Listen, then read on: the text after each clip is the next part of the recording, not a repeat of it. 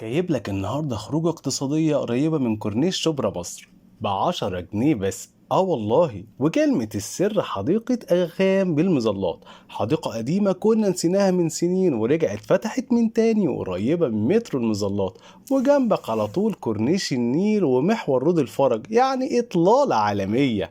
المكان ده معمول للناس اللي بتحب فسحة على قد الإيد ومريحة. حديقة رايقة ونظيفة ومساحتها معقولة، وممكن تدخلها بالأكل عادي خالص. لو حابب تروحها بالمترو هتخرج من محطة مترو المظلات وتدخل شارع تفتيش الري، تعدي الطريق تلاقي يافطة حديقة أغاخان في وشك. التذكرة زي ما قلتلك ب10 جنيه وهتدخل جو رايق، مناسب جدا لو عاوز تقعد تذاكر أو تشتغل أو حتى تروق كده مع نفسك. الحديقة جواها كافيتيريا بسيطة، والقهوة عندهم ب25 جنيه، وفي كمان مشروبات فريش وكل اللي نفسك فيه هتلاقيه. وكمان عندهم كراسي بفيو لطيف، وكمان مقاعد مجانية لو مش عاوز تطلب حاجة من الكافيتيريا.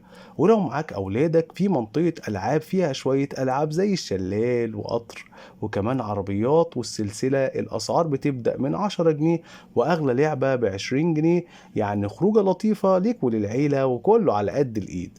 الحديقة شغالة من 9 الصبح لحد الساعة 12 بالليل، وجربتها بنفسي واستمتعت بيها وحبيت أقول لك عليها. يا ريت بقى في الكومنتات تقول لي أخرجك فين الفسحة الجاية.